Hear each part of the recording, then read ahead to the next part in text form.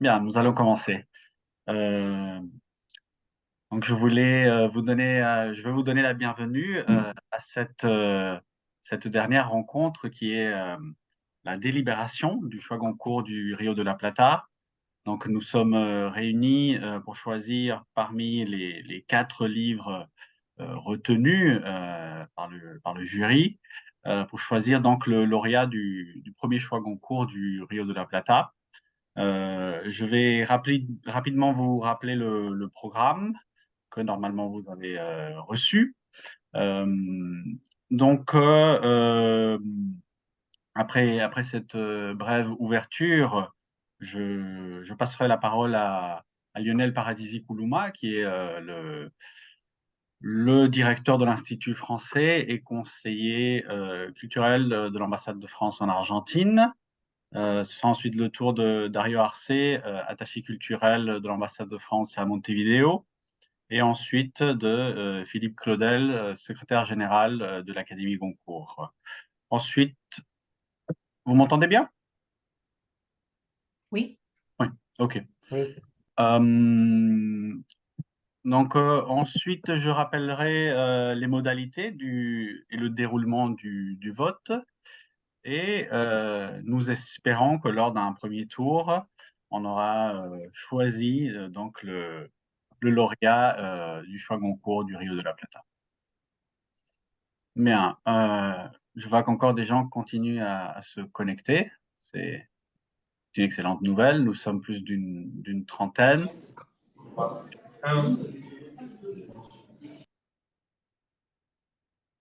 Bien. Euh, je vais donc passer la parole à Lionel Paradisi Koulouma. Merci.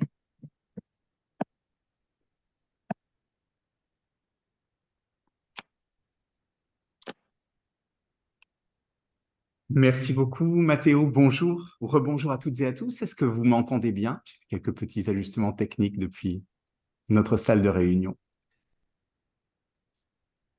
Je crois que la communication passe bien. Parfait, parfait. Merci, monsieur Claudel, cher Dario, cher Mathéo, chers et chers amis, mesdames et messieurs. C'est un plaisir pour moi d'être avec vous ce matin. À la suite de Mathéo, je me réjouis de la forte présence. Et en effet, c'est une très belle mosaïque qui s'affiche sur le téléviseur de la salle de réunion de l'Institut français d'Argentine. Donc, vraiment, grand merci pour votre participation et pour votre présence pour ce moment important, en effet, de délibération du premier choix Goncourt du Rio de la Plata. Donc, une initiative innovante, une initiative inédite pour laquelle nous sommes vraiment très reconnaissants aux collègues et amis de l'ambassade de France en Uruguay à Montevideo, justement de cette proposition qui a permis d'associer les deux rives du Rio de la Plata et de cette proposition qui, vraiment dans une démarche très ouverte et très généreuse, puisqu'elle fait suite à déjà deux éditions du choix Goncourt de l'Uruguay. Et nous sommes vraiment depuis l'ambassade de France à Buenos Aires, son service culturel et de coopération, l'Institut français d'Argentine, avec Mathéo, nous sommes vraiment ravis de constater comment a pu se dérouler cette première du choix Goncourt du Rio de la Plata. Je voudrais remercier tout particulièrement Monsieur Philippe Claudel, le secrétaire général de l'Académie Goncourt, pour son appui, son accompagnement constant, sa présence avec nous en ce moment important de délibération du 7 juillet et tout le soutien que l'Académie Goncourt a apporté à notre initiative. Je voudrais poursuivre également mes remerciements en les adressant à l'ensemble des institutions partenaires d'Uruguay et d'Argentine pour leur enthousiasme, pour leur implication. Et je voudrais marquer tout particulièrement le rôle des encadrantes et des encadrants qui ont accompagné depuis le début, depuis au moins le mois de mars, les membres du jury dans leur lecture. Et cela s'est fait à travers des rencontres, à travers des échanges, à travers des débats, et je pense que ceci a été très, très fructueux. Je voudrais continuer mes remerciements en les adressant aux lecteurs, bien sûr, sans qui ce choix Goncourt du Rio de la Plata ne pourrait pas exister. Et les lectrices et lecteurs sont les véritables protagonistes qui sont placés au cœur du dispositif, au cœur du choix. Ce sont aussi de véritables relais, de véritables vecteurs de l'influence des autrices et des auteurs en Uruguay et en Argentine. Alors, je reconnais que pour cette première, nous n'avons pas pu rencontrer tous les auteurs pour la raison d'agenda qui sont extrêmement sollicités, qui sont extrêmement chargés. Mais comme on a une belle clause de rattrapage, on va essayer de l'appliquer en invitant, nous l'espérons, le lauréat de nos délibérations en 2024. Ça sera aussi une symbolique particulièrement importante dans l'année qui vient. Beaucoup de nos travaux peuvent aussi se placer, de nos réflexions et de nos actions peuvent se placer en effet sous l'orbite également de la francophonie. Et donc 2024, notamment au mois de novembre de l'année prochaine, en fin d'année prochaine, ça sera le prochain sommet de la francophonie qui sera accueilli en France à Villers-Cotterêts. Et cela fait véritablement un lien aussi très important entre l'Uruguay, l'Argentine et la France, qui sont 3 pays membres de l'Organisation internationale de la francophonie. Donc je trouve également que la dynamique enclenchée en 2023 qui va se prolonger en 2024 et tout le lien avec la priorité francophone, c'est tout à fait important et tout à fait significatif. Je ne vais pas abuser de mon temps et je voudrais terminer avec trois éléments de conclusion, en invitant en premier lieu les membres du jury à participer au prix de la critique, dont je crois comprendre que Dario aura la gentillesse de nous dire quelques mots. Évidemment, je vais souhaiter à toutes et à tous une très bonne délibération, de très bons échanges, de très bons débats, et un peu à la formule olympique qui sera aussi à l'honneur en France l'an prochain avec les Jeux olympiques et paralympiques. On va dire que le meilleur gagne, et on sera très heureux d'entendre vos commentaires, analyses et vos délibérations.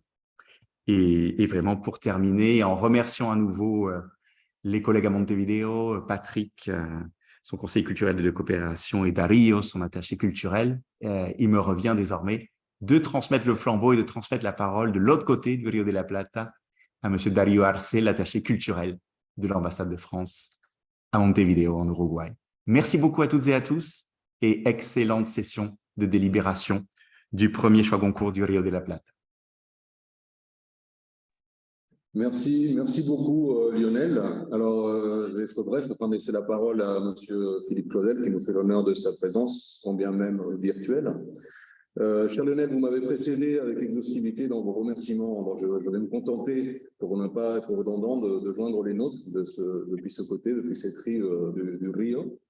Alors, effectivement, c'est l'occasion rapidement de rappeler ce prix de la critique littéraire auquel nous avons la chance d'avoir été conviés depuis l'Académie Goncourt pour cette année. Aujourd'hui, on connaîtra donc le gagnant, le lauréat du choix Goncourt du Rio de la Plata. Et ça sera ensuite l'occasion, jusqu'au mois d'août, donc pour un membre du jury de rédiger donc une critique littéraire sur cet ouvrage. Il y aura donc un jury par la suite qui va déterminer le lauréat qui se rendra en France au mois de novembre pour la remise du concours. Alors c'est quelque chose de vraiment exceptionnel pour laquelle on est très reconnaissant envers l'Académie. Il nous fait vraiment un honneur et on voit un petit peu tout ça comme une démonstration de reconnaissance envers le travail accompli maintenant depuis 3 ans, du côté de l'Uruguay, puis aussi maintenant du côté de l'Argentine. Alors voilà, je vous encourage toutes et tous à participer. Nous avons envoyé déjà dans un premier mail les bases, le règlement avec les dates et l'adresse. Donc nous sommes voilà, en attente maintenant de recevoir ces critiques afin d'ajouter une page de plus à cette aventure du choix Goncourt, maintenant du Rio de la Plata. Alors, ce premier choix Goncourt du Rio de la Plata, qui naît dans la continuité du choix Goncourt de l'Uruguay, est tout un symbole pour nous. Les liens historiques entre l'Argentine et l'Uruguay vont bien au-delà des actuelles frontières. Tout étranger qui passerait la matinée à Buenos Aires et l'après-midi à Montevideo verrait peu de différences, quelques détails peut-être, le sucre dans le maté, les noms de quelques plats, et bien sûr les équipes de football. Mais il verrait surtout à quel point les deux pays vouent une relation toute particulière à la langue française. Ces deux pays ont rejoint l'Organisation internationale de la francophonie en 2012 et 2013 et sont à ce jour les deux seuls pays membres observateurs de l'OIF du continent sud-américain. C'est en nous appuyant sur ces bases historiques, sur ce terreau que nous croyons fertile, que nous avons avec nos collègues argentins, que je remercie pour tout ce travail accompli, voulu tendre ce nouveau pont au-dessus du Rio de la Plata pour que celui-ci nous rassemble et prouve ainsi que la littérature et la langue française sont d'abord et sont surtout une affaire de belles rencontres.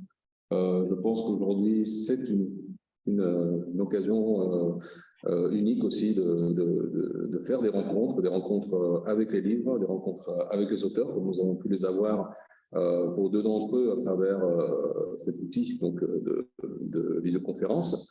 Et puis entre nous tous, voilà, de rencontres réelles entre des lecteurs francophones.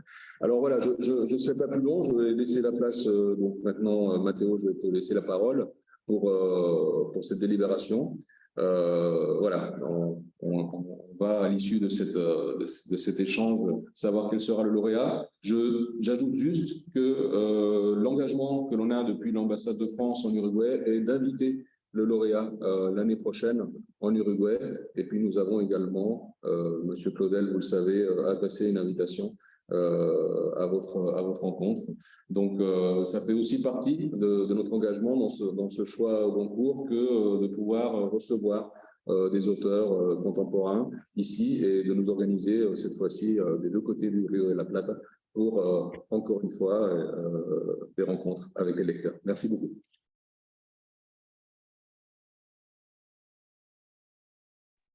Merci beaucoup, Dario, d'avoir rappelé aussi l'enjeu que représente ce prix de la critique. Très intéressant, puisque depuis le début des échanges avec les différents encadrants, revenait souvent la question, est-ce qu'on est censé écrire? Donc là, on est très content d'avoir apporté une réponse à cette envie, c'est-à-dire pas seulement de lire, mais de passer à l'écriture, d'avoir une réflexion qui ne... C'est-à-dire que les paroles ne s'envolent pas, disons, qu'elles se retrouvent bien gravées dans l'écrit et dans une réflexion qui est tout autre, qui est plus une réflexion personnelle et pas seulement le produit, mais si souvent le résultat de l'échange. Nous voulons remercier tout particulièrement donc Philippe Claudel d'être présent parmi nous aujourd'hui. Philippe Claudel, vous êtes romancier, professeur en littérature et anthropologie culturelle, scénariste, réalisateur, donc un homme de l'écrit, que ce soit sur le livre ou sur l'écran. Votre dernier livre Crépuscule est sorti chez Stock en 2023. Il n'est pas encore parvenu en espagnol puisqu'il n'a pas encore été traduit, mais nous l'espérons. En tout cas, votre dernière traduction à l'espagnol est Fantaisie allemande chez Salamandra, que j'ai tout récemment vu en vitrine de librairie. Donc, je peux vous assurer que les lecteurs hispanophones peuvent lire votre production récente ici. Certaines de vos œuvres ont été portées au grand écran, pour ne citer que quelques-unes, Âme grise, et vous avez réalisé vous-même des films tels que Il y a longtemps que je t'aime ou Une enfance. Donc, vous êtes un auteur et un réalisateur particulièrement apprécié en Amérique latine et dans le cône sud. En tant que membre de l'Académie Goncourt, vous êtes entré, si je ne me trompe pas, en 2012, au couvert de Georges Saint-Prin, ou Jorge Semprún, comme on l'appelle plutôt ici. Et vous êtes depuis 2021 son secrétaire général. Nous sommes très heureux de compter aujourd'hui avec votre participation, puisque vous avez été à l'ouverture il y a quelques mois, alors que les lectures venaient de débuter. Vous nous avez accompagnés tout au long de ce premier choix concours du Rio de la Plata, et vous nous accompagnez encore aujourd'hui à l'heure où nous allons définir le lauréat. Merci beaucoup, Monsieur Claudel. Merci à vous, merci Mathéo, merci Dario, merci Lionel. pour votre soutien, votre enthousiasme et vos mots chaleureux. Moi, c'est un plaisir pour moi de prendre brièvement la parole parce qu'ensuite, après, c'est à vous, jeunes lectrices, jeunes lecteurs, de travailler et je m'effacerai et je prendrai connaissance dans quelques heures eh bien, du résultat.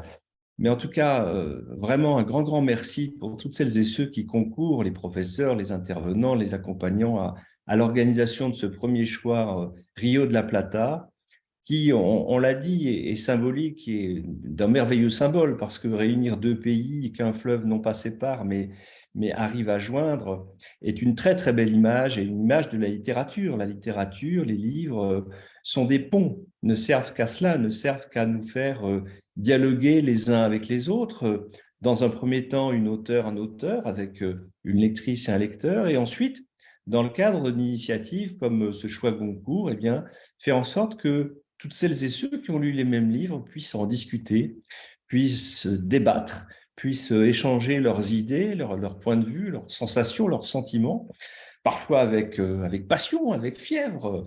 Ça peut être vif, hein, et nous connaissons aussi au sein de l'Académie Goncourt ces échanges à propos des livres que nous lisons. Nous ne sommes pas toujours d'accord, mais ensuite, comme vous allez aussi l'expérimenter, bien entendu, c'est un vote démocratique qui parvient à élire la lauréate ou le lauréat. Alors, un petit mot, si vous voulez, de l'Académie Goncourt. L'Académie Goncourt, elle existe depuis plus d'un siècle maintenant. Elle est constituée de 10 membres. Aujourd'hui, nous sommes 4 femmes et 6 hommes. J'espère que nous parviendrons à une forme de parité. En tout cas, on s'en rapproche et c'est très heureux. Le dernier membre que nous avons intégré il y a 3 mois maintenant, c'est Christine Angot. Et chaque membre donc est élu et siège dans notre académie, dont le siège social se trouve dans un restaurant qui est le restaurant Drouan, qui est tout près de l'Opéra de Paris, donc dans le centre de Paris. C'est notre siège social depuis 1903 et chaque année, donc au mois de novembre, premier mardi de novembre ou premier jeudi, cela dépend des années, nous élisons le roman qui nous paraît être le plus digne de recevoir le prix Goncourt. Le prix Goncourt, c'est le prix littéraire le plus prestigieux de France, mais qui a aussi une portée, une aura internationale. En témoigne par exemple le nombre de journalistes qui sont présents ce jour-là pour l'annonce, à la fois sur la petite place qui est en dehors du restaurant et dans notre salle. C'est une invasion soudain de micros, de caméras, d'appareils photo, ce qui prouve que la littérature est encore quelque chose qui arrive à passionner les foules. Et durant tout l'automne, qu'on appelle en France l'automne littéraire, la rentrée littéraire, c'est vrai que la presse consacre plus de place ou de temps à la littérature. La France est un pays de littérature, c'est un pays de littérature en termes de production, en termes de traduction aussi. Et ça, c'est heureux lorsque l'on est français parce qu'on a la chance de pouvoir lire toutes les littératures du monde en traduction, ce qui n'est pas le cas, comme vous le savez, par exemple, dans les pays anglo-saxons, Grande-Bretagne ou États-Unis, la part de littérature traduite est très, très faible.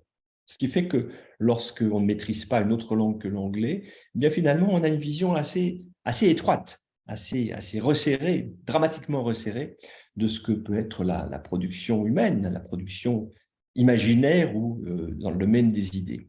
Alors, un mot des choix Goncourt. Les choix Goncourt de l'étranger, ils sont nés sur le modèle du Goncourt des lycéens. Le Goncourt des lycéens en France a plus d'une trentaine d'années. Et chaque année, à peu près 2000 lycéennes et lycéens en France prennent notre première liste de sélection que nous établissons au tout début septembre, une quinzaine de titres, et pendant 3 mois vont lire ces 15 romans et élire, au terme de grandes discussions dans leur classe, puis au niveau académique, puis au niveau national, le livre qu'elles considèrent comme le plus intéressant, donc, et à qui sera remis le Goncourt des lycéens. C'est un prix très important qui assure une renommée et un nombre de ventes très conséquent à l'auteur qui réussit à l'obtenir. Et j'allais dire, il conclut maintenant, en termes d'aura, le Goncourt adulte, disons.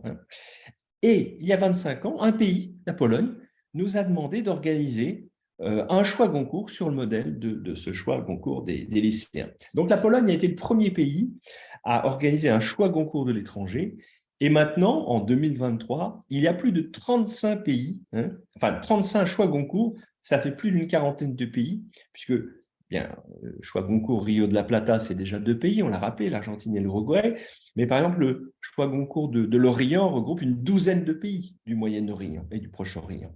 Donc, plus de 40 pays dans le monde entier, sur tous les continents, qui ont choisi d'organiser ces choix Goncourt, ce qui permet à beaucoup de jeunes gens, lycéennes, lycéens, étudiantes, étudiantes, ça dépend des pays, de participer à cette aventure et de lire. Alors, on laisse le choix, si vous voulez, soit, comme la Pologne le fait, la première sélection, donc les participants lisent les 15 titres.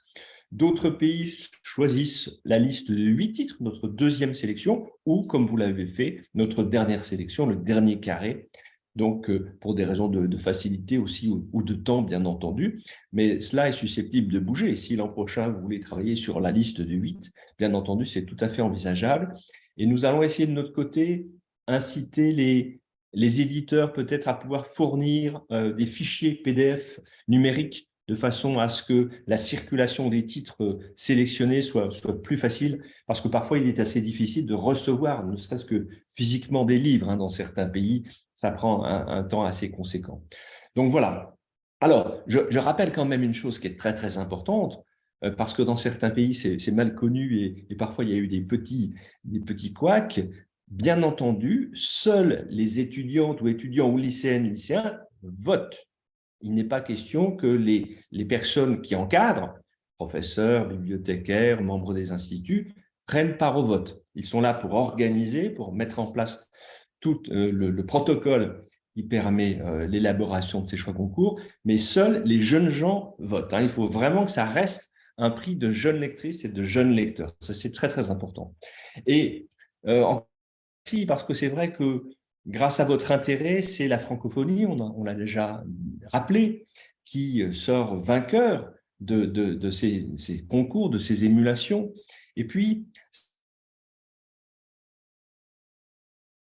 de ce que peut être une littérature ultra-contemporaine. Lorsqu'on s'intéresse à la littérature d'un pays, lorsqu'on est étudiant ou lycéen, généralement, on étudie des classiques, on étudie des auteurs qui, pour la plupart du temps, sont morts. Alors, je ne dis pas qu'ils sont sans intérêt, bien au contraire. S'ils sont classiques, c'est justement parce qu'ils ont écrit des œuvres qui sont fortes et peuvent prendre différents aspects en tout lieu et en tout temps. Mais il est intéressant aussi de prendre la pulsation, de prendre le pouls d'une littérature en train de se faire. Et c'est un petit peu, bien entendu, un des intérêts du choix Goncourt du Rio de la Plata ou des choix Goncourt de l'étranger ou des prix Goncourt en général. Vous avez lu 4 textes qui sont très dissemblables les uns des autres, d'où la difficulté aussi de voter. Si on n'avait que des textes qui se ressemblaient, ce serait un peu plus simple. Là, franchement, c'est assez compliqué, ce qui fait qu'à l'automne dernier, nous, on a été vraiment dans la difficulté de nous départager, puisqu'on était sur 2 camps assez opposés, défendant 2 livres qui n'ont rien à voir entre eux, qui ont tous les deux d'énormes qualités. Mais à la fin, il faut bien sûr qu'il y ait un ou une vainqueur, puisque notre règlement ne permet pas les ex-aequo. Donc ça, c'est impossible, c'est une clause qui ne peut pas exister. Je terminerai par ça. La littérature, comme je l'ai dit au départ, c'est une façon de créer un pont entre 2 rives, entre 2 êtres, entre 2 pensées. C'est une façon de s'approcher de l'autre. La littérature, elle nous permet d'entrer dans une autre pensée et de confronter la nôtre à cette autre forme de pensée. Dieu sait si aujourd'hui le monde en a besoin. Nous sommes dans un monde dur, nous sommes dans un monde tendu, nous sommes dans un monde où les difficultés à se comprendre s'exacerbent au point de créer parfois, comme vous le savez, des guerres sur notre continent européen avec l'invasion de l'Ukraine par la Russie il y a maintenant plus d'1 an. La littérature, au contraire, j'allais dire, permet de désamorcer les conflits parce que tout ce qui est conflictuel est de l'ordre de la pensée et de l'ordre de l'interprétation, de l'ordre de la confrontation au jugement d'autrui. Et tant qu'on peut se parler, on évite le choix des armes. Et c'est ça qui est peut-être le plus important. Si la Terre entière lisait plus, si elle s'intéressait plus à ces domaines de la pensée, et quand je dis domaine de la pensée, je vais même au-delà de la littérature, à toute forme artistique, eh bien, elle trouverait un enrichissement et sans doute une source de discussion et de pacification plus importants. Je termine en disant, puisqu'on en a parlé, un mot du concours de critique.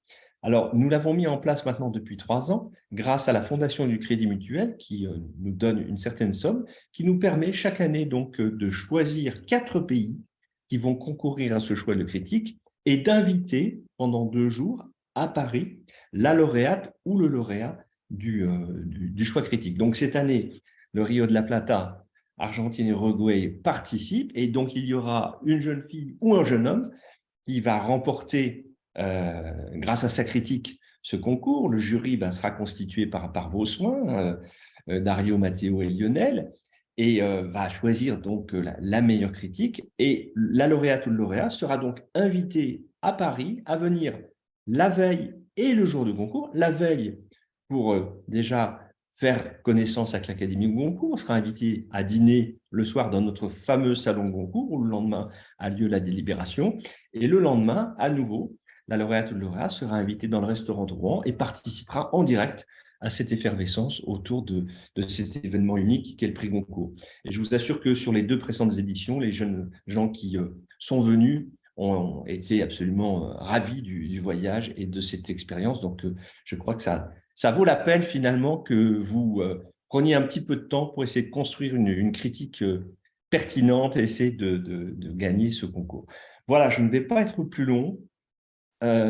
Dario y a fait référence. C'est vrai que je reviendrai, parce que je suis déjà venu en Uruguay et en Argentine, mais je reviendrai avec un très, très grand plaisir si les choses sont possibles l'année prochaine, sans doute fin février, tout début mars, on verra ça. Et ce sera l'occasion, évidemment, de vous rencontrer physiquement et de reparler de livres, de littérature ou de cinéma, même avec vous, des 2 côtés du Rio de la Plata. Donc, merci encore à toutes et à tous. Je vous souhaite de fructueux échanges, de bons débats, et je regarderai mon téléphone dans quelques heures pour évidemment apprendre qui a été choisi pour ce premier choix Rio de la Plata. Merci encore, bonne journée, bonne délibération et à bientôt. Au revoir. Merci beaucoup, Philippe Claudel, donc pour avoir rappelé, entre autres, la fonction de l'Académie Goncourt, son histoire, les enjeux de ces lectures, et enfin ce prix de la critique qui nous réjouit et dont nous avons hâte aussi de connaître le lauréat et qui, disons, et dans sa participation nous enorgueillit aussi. Nous allons passer maintenant à un petit rappel de la modalité, donc de la partie, disons, qui est au cœur de la rencontre aujourd'hui, qui est celle de la lecture et du choix de chaque institution.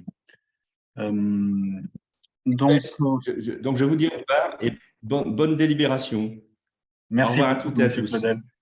Au revoir. Au revoir. Au revoir, merci. Au revoir.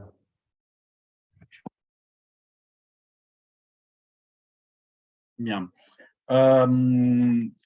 Donc, je vous rappelle que c'est un vote par institution, qu'un représentant de chaque institution prendra la parole pour, pendant 5 minutes pour dire quel est l'ouvrage que l'institution a sélectionné comme vainqueur et pourquoi. Et ensuite, cette même personne lira un bref extrait de l'œuvre choisie. Je vais rappeler aussi quel est l'ordre de passage. Donc, globalement, ce sont les alliances qui commencent. Ensuite, ce sont les instituts de langue. Après, les lycées. Et enfin, les universités. Donc, ce sera l'Alliance de Buenos Aires qui commencera, ensuite l'Alliance de Montevideo, après l'Institut en langue vivante Juan Ramón Fernández, après le IPA, Instituto de Profesores Artigas, ensuite le lycée français de Buenos Aires, après le lycée français de Montevideo, après la UBA, ensuite la UDELAR et enfin la UNLP, donc la Universidad Nacional de La Plata. Je veux, avant de vous céder la parole, tout simplement rappeler une seconde. Je pense que vous les avez à l'esprit depuis un bon moment déjà. Mais bon, c'est quand même ces œuvres qui sont au centre. Donc, rappelez que les 4 œuvres finalistes sont Le Mage du Kremlin de Giuliano d'Empoli, une œuvre d'extrême actualité sur l'éminence grise de Poutine, ce conseiller amoureux et pris aussi de littérature, qui par moments nous rappelle la brûlante actualité de cet entourage très particulier de Vladimir Poutine. Nous avons ensuite Vivre vite de Brigitte Giraud, qui a remporté le prix Goncourt en 2022, qui raconte donc ce drame domestique familial du compagnon de la narratrice et autrice qui est morte lors d'un accident de moto, avec une moto interdite au Japon, un livre en toute vitesse. Nous avons après Les Presque Sœurs de Chloé Corman, qui raconte la destinée tragique des fratries Corman et Kaminski pendant l'occupation et la déportation. Et enfin, Une somme humaine, dont nous avons pu entendre récemment l'auteur, qui raconte aussi un autre drame, celui d'une jeune femme dans la France d'aujourd'hui, qui raconte sa vie d'outre-tombe. Donc, nous allons vous entendre maintenant parler de ces ouvrages, les lire, les rendre vivants et nous raconter pourquoi et comment vous les avez choisis. Donc, je cède tout de suite la parole à l'Alliance française de Buenos Aires. Je ne sais pas qui est donc la personne qui va s'exprimer, mais elle peut. Oui, C'est Camilla. merci beaucoup. Oui, exact. Oui. Bonjour à tous et à toutes. Je m'appelle Camilla et c'est un honneur et un vrai plaisir d'être la porte-parole de l'Alliance française de Buenos Aires. Je vous raconte que notre premier choix, c'est le roman Une somme humaine de Mackenzie Orsel. Pourquoi? Car c'est un récit multiple et hétéroclite qui nous rappelle, dans son chaos polyphonique, que notre voix est et sera toujours l'écho de voix qu'on a lues, qu'on a écoutées, qu'on a entendues, qu'on a respectées, qu'on a même rejetées. On ne parle ni on n'écrit jamais seul. On se perd, on se disperse dans un marécage de discours qui nous façonnent et qui donnent forme à notre identité. On n'est jamais le propriétaire exclusif de notre parole. On est tous et toutes la rencontre des énoncés déjà prononcés et des énoncés qui seront prononcés. De nos jours, face aux propos discriminatoires qui visent encore à défendre une notion d'identité fixe, fermée, achevée, cette écriture se révèle profondément puissante, en nous rappelant qu'on n'est jamais terminé, on est toujours ouvert, on est toujours en chantier, en train d'être construit, en train de se construire à partir de fragments d'altérité. En outre, la narratrice d'une somme humaine, énonciation d'outre-tombe qui profite de cette distance pour s'approcher du réel sans limitation, aborde la polyphonie de la vie, en altérant la linéarité du récit. Ce flux continue sans majuscule, ainsi sans hiérarchie de paragraphes ni de voix, sans point, ainsi sans aucune fermeture, nous invite à plonger dans les chaos insaisissables qui est notre réalité, nous rappelle le caractère conventionnel de tous nos systèmes qui essayent de le rendre compréhensible et ordonné. Le roman s'éloigne de la narration traditionnelle en nous posant un défi, celui de lire et relire, de doubler notre attention, de revenir sur nos pas, de continuer à réfléchir, de ne jamais nous arrêter sur une seule interprétation. Dans cette même perspective, la narratrice nous rappelle que nous sommes, je reprends et j'incarne sa voix qui nous habite tous et toutes, après sa lecture. Nous sommes de voies qui s'ouvrent, se déploient, s'écoulent à travers de prodigieuses ramifications dessinées par de fleuves inconnus, des réseaux imaginaires, fluides et sinueux, des voies qui intègrent un corps possible partagé par tous les vivants. Nous pensons que mettre en avant ce roman avec un prix d'autant capital symbolique comme le Goncourt, c'est d'essayer de construire ce corps possible, en encourageant le lecteur et les lectrices à faire l'effort d'affronter une écriture complexe à suivre, mais politiquement riche, car elle nous invite et incite à comprendre l'altérité, à ne pas craindre ce qui semble incompréhensible, à cohabiter avec d'autres voix, d'autres histoires, d'autres sensibilités. En définitive, ce roman nous renvoie au fait incontournable que, comme disait le philosophe Gilles Deleuze, écrire, c'est toujours devenir. C'est toujours un devenir inachevé. Et on pourrait bien ajouter, à partir de et grâce à l'écriture de Mackenzie Orsel, vivre, c'est aussi devenir. C'est devenir les autres et avec les autres. Merci beaucoup. Merci beaucoup, Camilla, pour cette très belle interprétation de l'œuvre choisie. On constate, on sent bien qu'il y a eu une grande appréciation de ce roman. Et je vous invite maintenant à lire donc un extrait d'une Somme humaine. Bon, l'extrait que j'ai choisi, je l'ai intégré dans l'interprétation. C'était l'idée de mêler nos voix. J'ai mêlé ma voix à celle de la narratrice, mais je peux répéter le petit extrait, la petite référence, c'est la citation « Des voies qui s'ouvrent, se déploient, s'écoulent à travers de prodigieuses ramifications dessinées par de fleuves inconnus, des réseaux d'imaginaires fluides et sinueux, de voies qui intègrent un corps possible partagé par tous les vivants. » C'est ça. Merci. Un très bel extrait. Donc nous avons écouté l'Alliance française de Buenos Aires. Maintenant, nous allons traverser le fleuve pour écouter l'Alliance française de Montevideo. Bonjour à tous. Et le jury de l'Alliance française de Montevideo a aussi choisi comme lauréat Une Somme humaine de Mackenzie Orsel.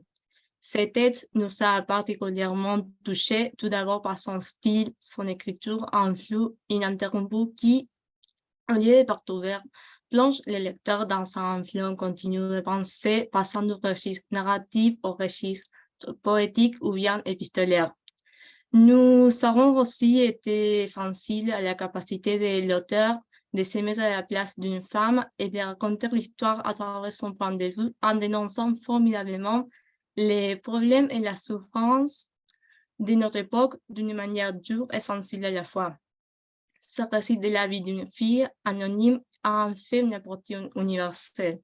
Sa recherche d'identité, sa quête d'un lieu auquel appartenir en raison de son enfance volée. En plus, le fait de ne pas donner des noms aux personnages renforce l'idée qu'il peut s'agir de n'importe quelle personne, que les difficultés et la violence ne sont pas des cas particuliers, mais nous concernent tous.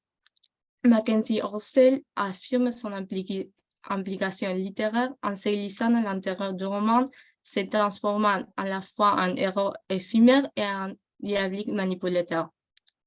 Finalement, nous avons été profondément impressionnés par la grande sensibilité de l'auteur, mettant l'emphase sur les sentiments et sur les émotions, souvent terriblement sombres, mais surtout terriblement humaines. Merci. Merci beaucoup, Valentina. Donc, je ne sais pas si pour l'instant on peut parler d'une tendance, mais bon, on voit déjà la deuxième apparition d'une Somme humaine. Est-ce que vous avez choisi un extrait à lire? Oui, on a choisi un extrait, mais on s'est réparti un petit peu pour partager le poids du petit stress qu'était cette rencontre.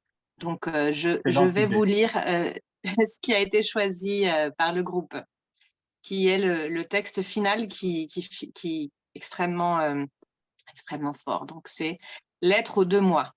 J'avais lu quelque part que plein de choses se remettent en ordre dans sa tête quand on écrit à soi-même, à son enfance ou à la personne qu'on sera plus tard. Apparemment, ça nous permet de prendre du recul, de s'échapper d'une souffrance psychologique, de quitter la tempête qui nous dévaste pour approcher en nous des horizons plus ou moins stables. Mes chers moi, je vous écris à vous deux en même temps, car il est question ici de rassembler dans un espace poétique, vivant, la petite fille que j'ai été et l'adulte que je suis aujourd'hui.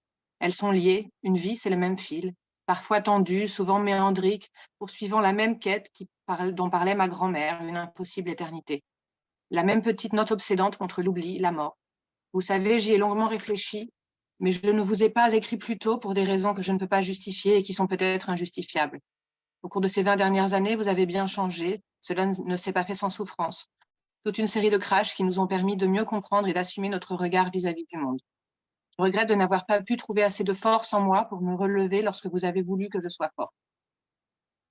Nous nous sommes perdus de vue, oubliés entre le jour où l'oncle pédophile et incestueux m'a inoculé son venin, mon départ pour Paris, le bref bonheur que j'ai connu avec Orcel, ma défenestration ratée, la lutte infructueuse pour m'affranchir de l'emprise de Mackenzie, etc.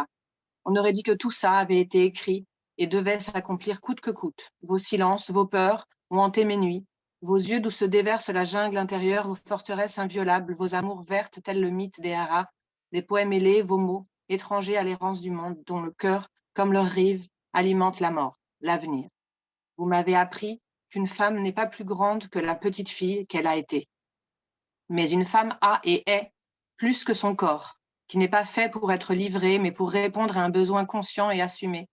C'est son unique nid, son unique horizon. Ces questions tant cruciales qu'insalissables m'ont longtemps préoccupée. Parfois, j'y pense comme au plus nécessaire des mensonges. Depuis l'adolescence, je crois, dès lors que le miroir se mit à vous opposer l'une à l'autre. Tels deux extrêmes psychiques, deux boxeurs sur les rings, chacun vers son destin, son besoin de grandir, respirer. Nommer les rêves avant même qu'ils ne se désintéressent de naître, d'atteindre leur somme humaine. J'aurais beau tout raconter, remplir 1000 cahiers, cela ne rapprochera pas de ces terres dont l'obscurité m'a éloigné, ces terres rapetissées proches de l'effacement. Désormais, le temps fait songe à part, recroquevillé derrière l'horizon, vidé, lui non plus n'a pas eu d'enfance. Au-delà des lumières défigurées, de la dictature des codes, des effluves des seins, des portes muselées, que la grande vague m'emporte, à partir de la mort, tout recommence. Merci beaucoup, Lucia, pour cette très belle mise en parole de l'extrait qui nous fait vraiment revivre la voix de la narratrice. Maintenant, nous allons passer au Instituto de Enseñanza Superior en Lenguas Vivas Juan Ramón Fernández, donc avec son centre d'études francophones. Bonjour, c'est moi la porte-parole. Bonjour à tous. Alors, nous, on va casser la tendance qui s'était installée. Notre choix se porte sur Les Presque Sœurs de Chloé Corman et c'est un livre que nous avons choisi à l'unanimité dans notre petit groupe. Ce livre-là, on l'a choisi pour la force du texte. C'est une force qui vient paradoxalement d'une écriture mesurée, retenue, pudique même. C'est une force qui vient aussi d'une écriture qui prend par moments une ampleur poétique. Mais la force vient surtout de l'alliage entre l'écriture romanesque et l'écriture d'enquête. D'une part, le travail d'investigation avec des documents, des objets, des témoignages, et d'autre part, la fiction, l'imagination, pour combler les lacunes, pour élaborer des hypothèses, et surtout pour donner vie, une vie de chair et d'os assez petite que l'on peut voir agir, aller, venir. Donc, la force de cette écriture nous a vraiment frappés aussi dans le traitement de l'espace. Parce que c'est en parcourant les lieux de l'action que le passé émerge et se superpose au présent. C'est l'espace qui est le vecteur entre le passé et le présent. Et nous avons choisi Les Presque Sœurs également pour la pertinence du sujet, le travail de mémoire qui est fait et l'aspect éminemment critique du texte. Car ce qu'elle découvre, l'autrice narratrice, ce qu'elle découvre dans son enquête, ce qu'elle raconte dans son roman, ce qu'elle dénonce à travers tout le texte, c'est l'horreur. L'horreur à proprement parler, l'horreur du nazisme, du génocide, mais aussi de la collaboration française. Et maintenant, je vais lire 2 petits extraits qui vont dans ce sens-là. Je suis dans l'édition papier, à la fin de la page 85. À quoi peut ressembler un lieu où vivent 3000 enfants sans parents, presque sans adultes? Un camp en rase campagne où il n'y a presque pas d'installation sanitaire, presque pas de nourriture. Le tumulte de la cour de récréation d'une école primaire dans une grande ville compte environ 300 ou 400 enfants. Ici, c'est 10 fois plus. Pourtant, il n'y a pas de bruit. Les quelques assistantes sociales qui sont sur place racontent comment les enfants ont vu partir leurs parents. Elles écrivent dans leur journal qu'ils crient, pleurent au début, mais qu'au bout d'un moment, ils ne parlent plus. Ils posent encore quelques questions.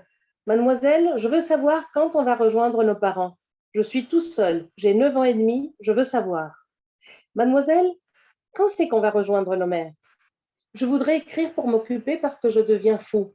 Je suis tout seul, je deviens fou. Elle raconte l'impossibilité de porter secours. Des enfants de tous les âges, certains d'à peine 1 an jusqu'à 13, 15 ans, atteints de dysenterie et subissant les épidémies de rougeole, de diphtérie ainsi que l'impétigo, une bactérie qui attaque la peau en laissant les plaies suppurantes. Ils mangent de l'herbe, demandent encore où sont leurs parents, puis ne demandent plus rien, vomissent, se grattent la peau irritée par les poux. C'est ce qui a fait dire à l'auteur quelques pages auparavant, quelques lignes que je vais lire et je vais finir avec ça. Si j'avais une seule morale à tirer de tout cela, à transmettre à mes enfants ou à n'importe quel ami dont la vie m'est aussi chère que la mienne, ce serait de prendre la mesure des mensonges putrides dont est capable un État, jusqu'à assassiner ce dont il a la protection avec la bonne conscience qui s'autorise des tampons de commissaire et la respectabilité des signatures de sous-préfets ayant l'honneur de s'adresser à leur préfet ou de préfets déférant à leur ministre avec des listes de noms d'enfants. Merci beaucoup, Marie-Claire, tant pour cette, disons, cette vision aussi précise d'un livre qui est dur à cause du sujet, de la focalisation sur des enfants à la fois en bas âge, des préadolescentes qui se voient dans cette emprise progressive et brutale. Donc, nous voyons déjà que chaque institution a sa préférence très bien fondamentée jusqu'à présent. Nous allons écouter maintenant le IPA, donc l'Instituto de Profesores Artigas, qui va s'exprimer au nom de l'IPA. Oui, je vais parler au nom de l'Institut des professeurs Artigas. Et comme Marie-Claire a dit, on a aussi choisi les Presque Sœurs comme notre premier choix. Et on a dit que lorsque on commence à lire ces livres, on risque de se dire une autre histoire sur ce que nous connaissons très bien, les souffrances, les génocides du peuple juif. Mais à mesure que le récit se déroule et que tout est lié à la vie et au destin de ces petites filles, il prend un autre caractère. Rarement, on se centre sur les enfants quand on parle de la guerre. Ces petites innocentes ont souffert sans comprendre ce qui passait. Cela nous semble important, le fait qu'elles ne comprenaient pas. Cela faisait que ces protagonistes se démarquaient d'autres personnages romanesques, victimes adultes de la Shoah. Elles n'ont pas eu de l'enfance et, paradoxalement, en même temps, elles n'ont pas cessé d'être enfants et que cela s'est avéré comme un privilège, celui de rester en vie, sans comprendre la situation, sans savoir ce qui est arrivé à leurs parents, ni ce qui les attendait. Elles continuaient leur petite vie sans se détourner du quotidien, des soucis et des plaisirs qu'ont les enfants normaux. la capacité à jouer, à rire, à se concentrer sur une histoire, à prendre au sérieux les besoins de se procurer des crayons et des couleurs. Et on a dit que toute cette génération a perdu les familles, l'éducation, tout ce qu'on désire pour un enfant. On pense qu'il y a une très bonne description de tout ce qui leur est arrivé.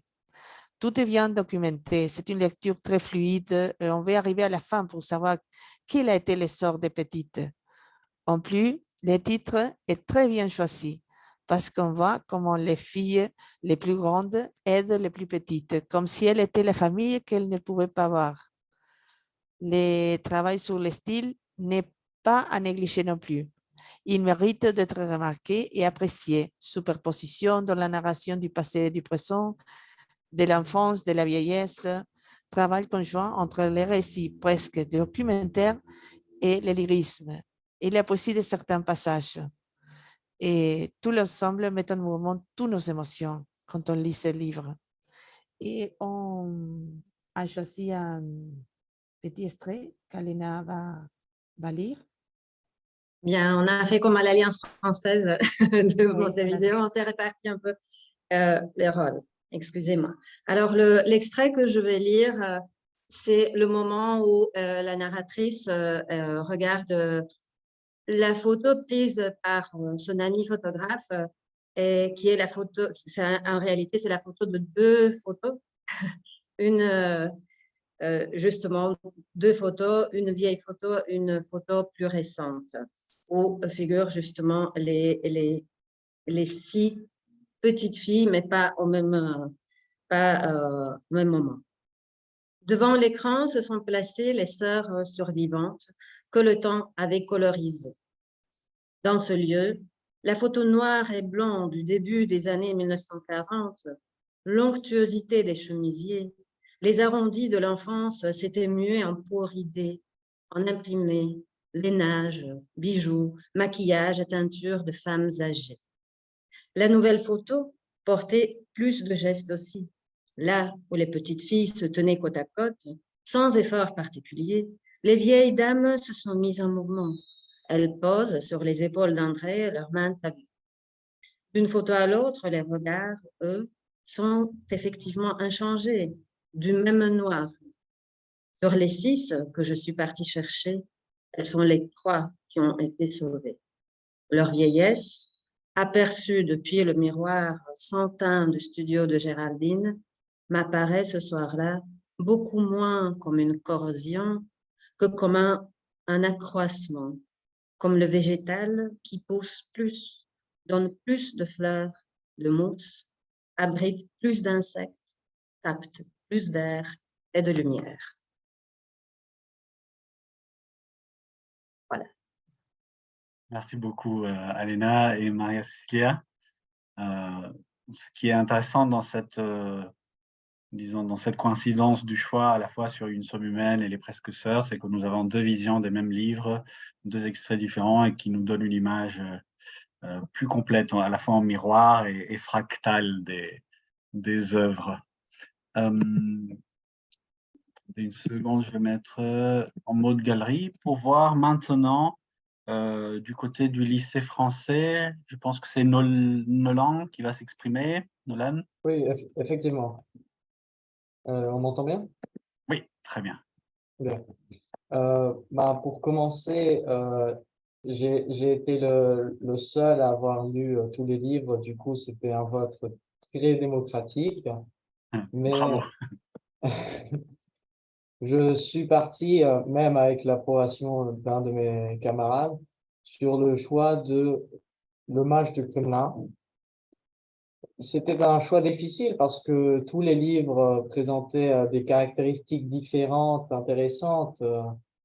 Les Presque Sœurs qui jouaient sur la compassion, Livre vide qui jouait sur la tragédie, ou même Une somme humaine qui était très intéressant, le développement du personnage.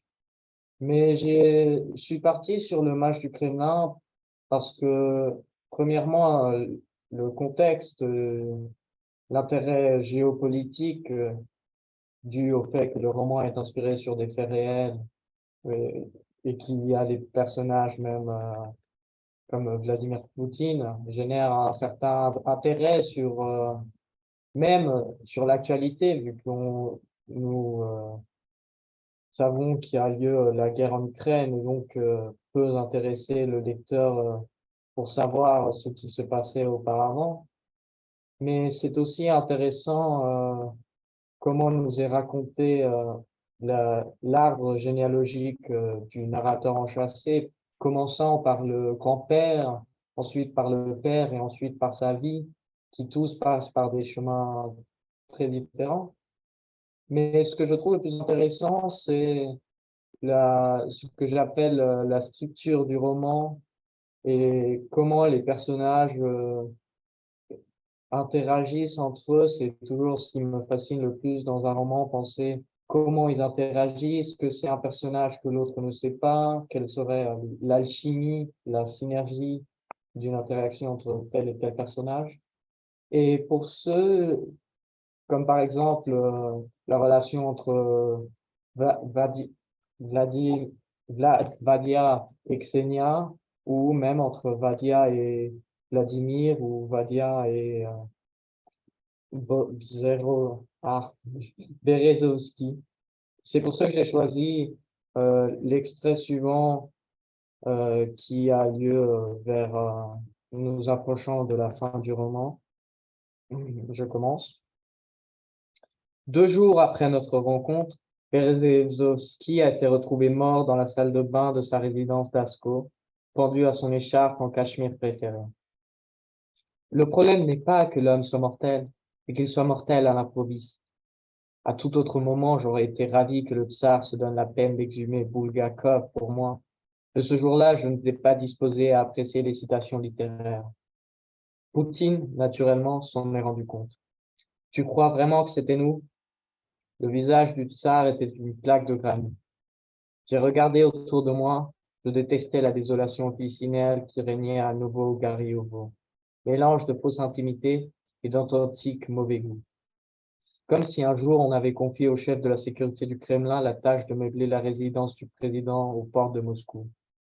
D'ailleurs, on ne pouvait pas exclure que les choses se soient passées ainsi. Déjà, en temps normal, les lampadaires de bronze et les murs couverts de damas me rendaient triste. Alors imaginez mon état d'esprit ce matin-là, avec les pages de journaux pleines de la nouvelle de la mort de Boris, et sa dernière et inutile supplique qui brûlait la poche intérieure de mon veston comme une balle dans une blessure. Je ne crois rien, Président, et tu as bien raison, Vadia.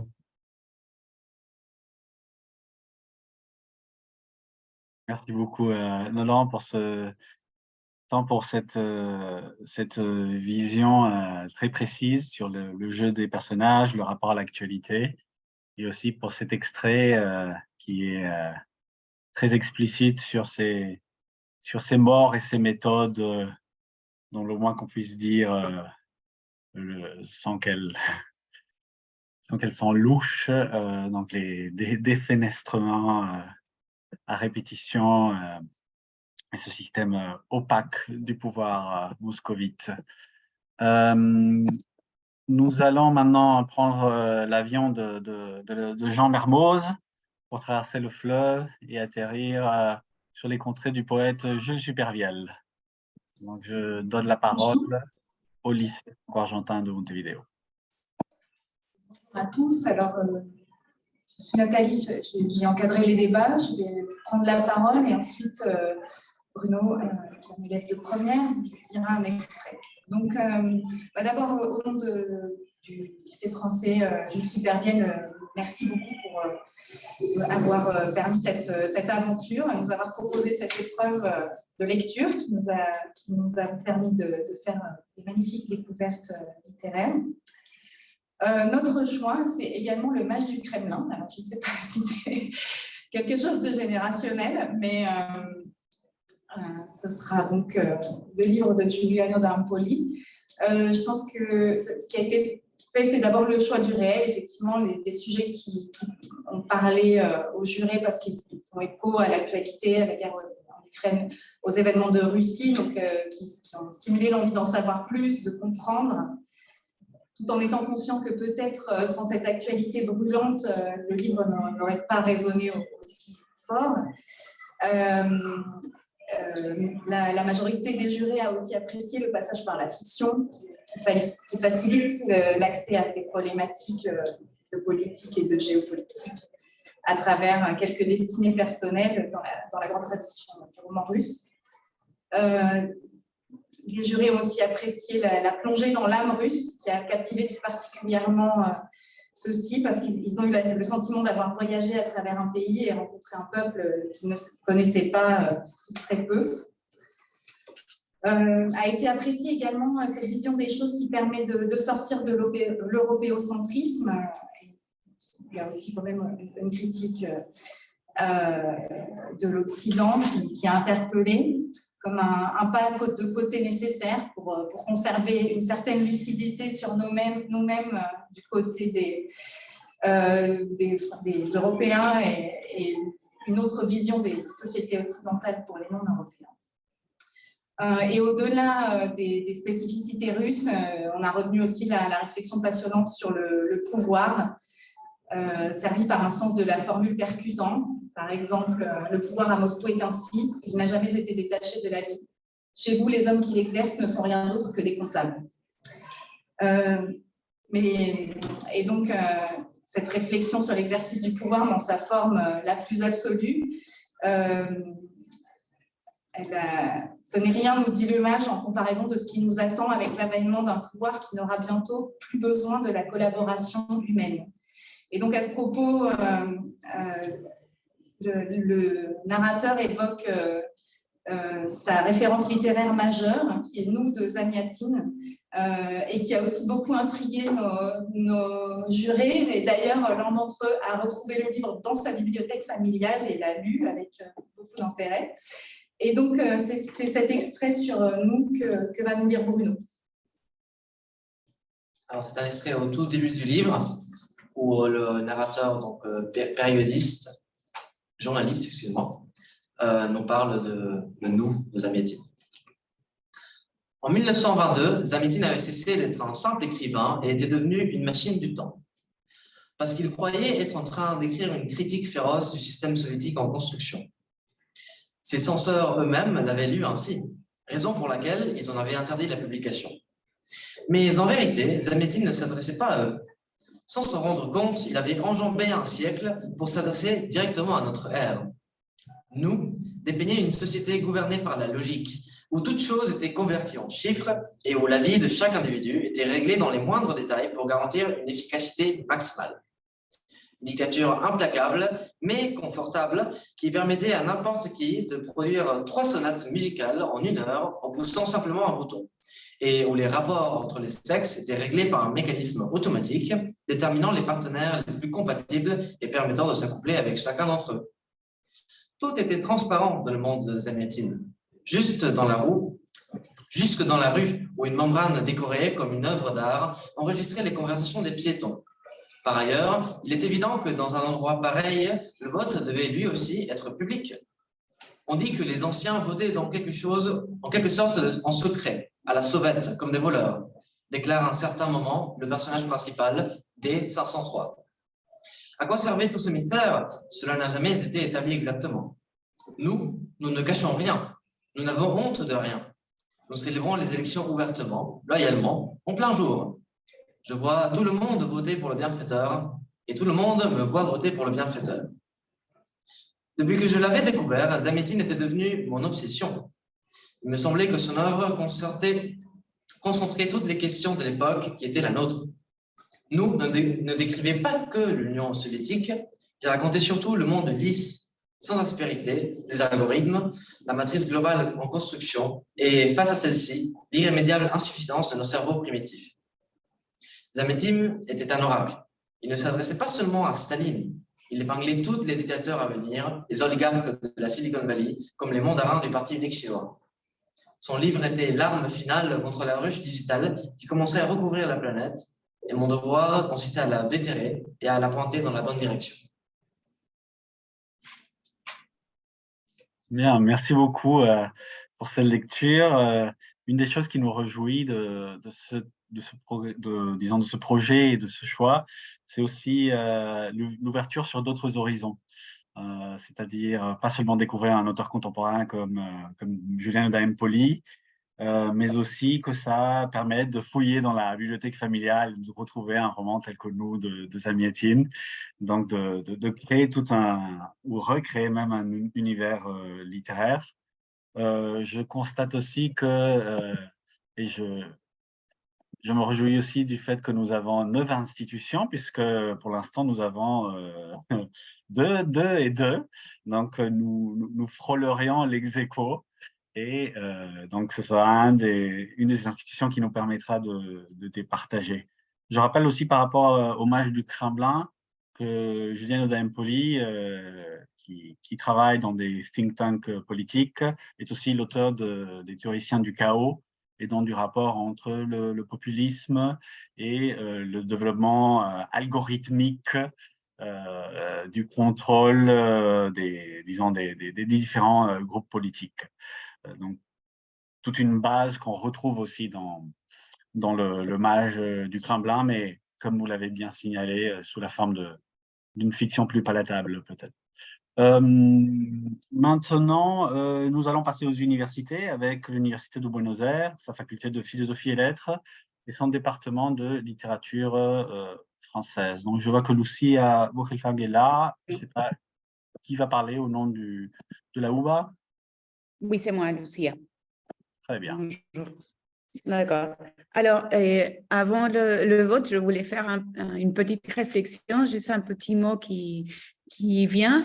Et c'est d'abord de remercier cette possibilité, surtout parce que je vois ici un intérêt non seulement de voter un prix littéraire ici, mais aussi de réfléchir sur les différentes manières de choisir et surtout sur le poids de la lecture située. Et on voit parmi les votes qui ont déjà été faits que la lecture est toujours située, je pense, parce qu'il y a déjà une tendance, il y a aucun vote n'a fait le même choix que le choix du Goncourt remporté en 2022.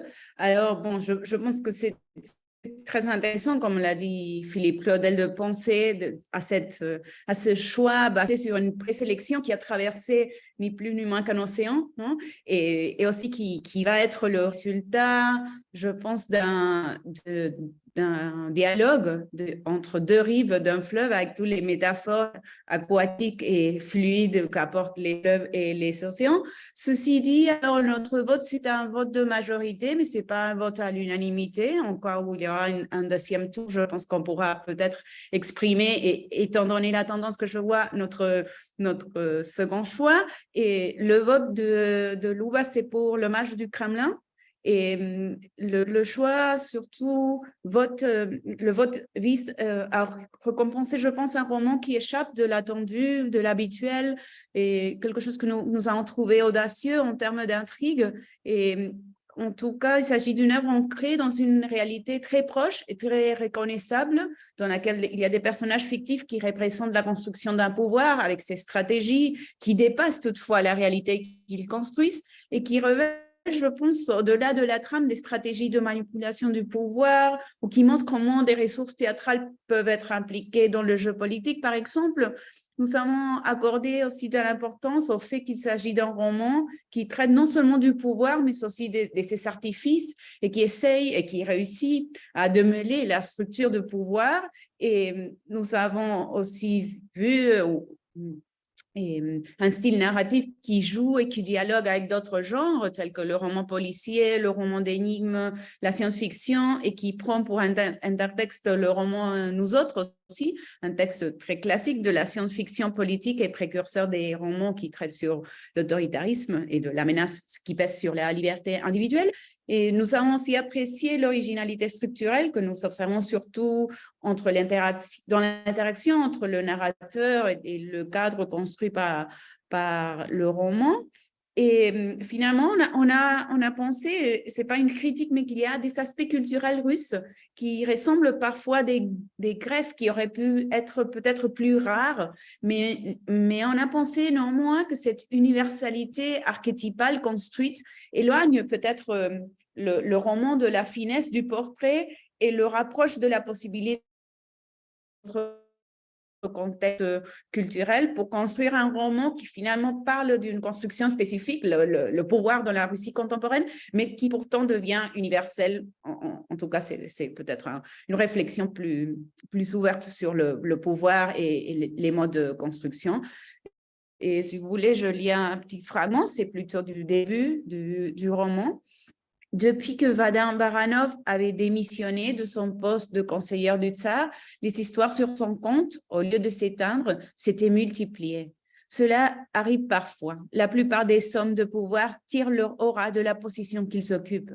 À partir du moment où ils la perdent, c'est comme si la prise avait été arrachée. Ils se dégonflent comme ces poupées qui se trouvent à l'entrée de parcs d'attraction. On les croise dans la rue et on ne réussit pas à comprendre comment un type de ce genre a pu susciter autant de passion. Baranov appartenait à une race différente, même si en vérité je n'aurais su dire laquelle. Présentait le portrait d'un homme massif, mais pas athlétique, presque toujours vêtu de couleurs sombres et de costumes légèrement trop grands. Il avait un visage banal, peut-être un peu enfantin, le teint pâle, les cheveux noirs, très raides et une coiffure du premier.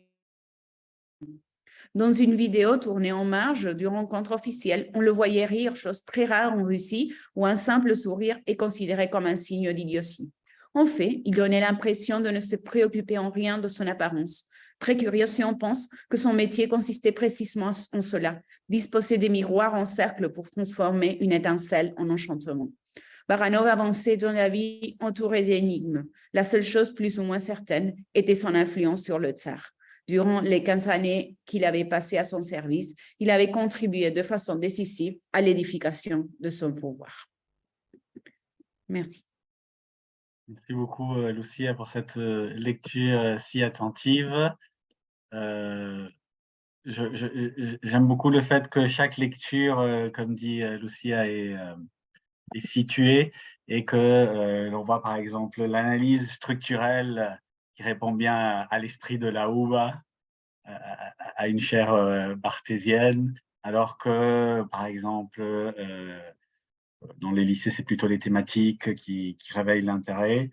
Je me demande si ce premier cheval dans la tête dépasse dans la course, qui est le mage du Kremlin, puisqu'il a déjà 3 votes, n'est pas en rapport avec un consud très politisé, et avec le fait que peut-être le Limonov de Carrère, dont on sent beaucoup l'inspiration dans ce livre, a peut-être préparé le terrain et l'attention des lecteurs.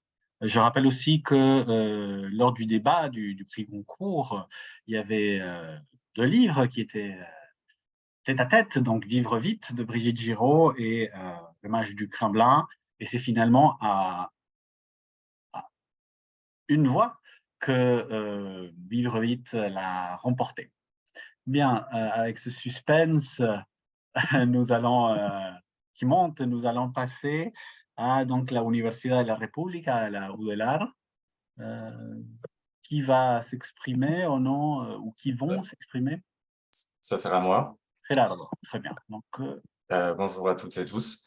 D'abord, je suis désolé parce que je vais créer une égalité et parce que l'œuvre que nous avons choisie est Une somme humaine de Mackenzie Orsel. Et nous pourrions faire une liste d'adjectifs qui décrivent ce livre. Il est réaliste. Les personnages entrent et sortent de la vie de la narratrice exactement comme les personnes peuvent le faire dans nos vies. Mais il est aussi fantastique. Pourrions-nous parler de réalisme magique avec le fantôme qui y se trouve? Mais il est difficile. Il est un livre difficile, il faut le dire. L'écrivain nous a fait naviguer entre prose et poésie tout en utilisant une ponctuation pas standard et en mélangeant plusieurs registres de langue. Il est expérimental, il est poétique, il est contemporain, mais aborde des thèmes intemporels, l'adolescence, la violence, l'existence. Il est aussi politique. Cependant, ce livre ne peut pas être expliqué par une simple addition d'adjectifs. L'écrivain nous a donné une œuvre d'une puissance littéraire rare. Nous décidons de choisir Une somme humaine parce que cette œuvre est une expérience littéraire qu'on ne devrait pas ignorer. Et maintenant, je vais vous lire un extrait où la narratrice décrit un événement qui change sa vie à jamais. On retrouve ici, dans cet extrait, on retrouve ici deux aspects fondamentaux du livre. Il y a la voix de la narratrice en tant que représentante des femmes victimes de violences, mais on voit ici un style littéraire, le style littéraire du livre qui lui est propre. Alors, parfois, j'avais trop envie de gifler mère, de les gifler tous, à l'exception de grand-mère que jamais par-dessus tout. Comment évoquer mes géniteurs sans sentir cet ouragan de colère gronder en moi? Plus qu'une adolescence, c'était une véritable lutte pour exister dans le noir. Ensuite, j'ai été violé, père, souvent dans le noir de ma chambre, mes mots à bout, dégoulinés de sueur et de sang. Chercher ton regard, une main tendue, une bouée grimpant sur les murs, le plafond, un quai où amarrer mon lit barque, une île, une terre ferme, pleurant. Pourquoi ne m'as-tu pas protégé, père? Pourquoi ne m'as-tu pas sauvé? Merci.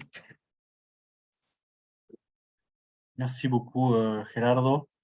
Nous voyons que peut-être départager ne sera pas aussi évident qu'on le croyait, puisque l'hommage du Kremlin et une somme humaine ont 3 votes chacun.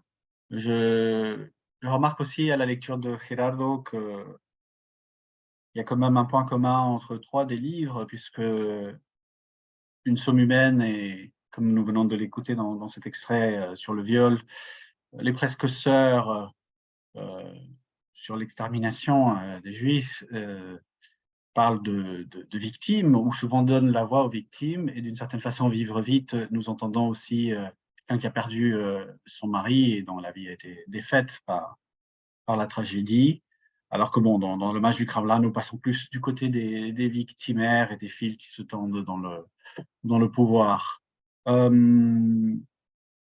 Nous écouterons maintenant la UNLP, la Universidad Nacional de La Plata.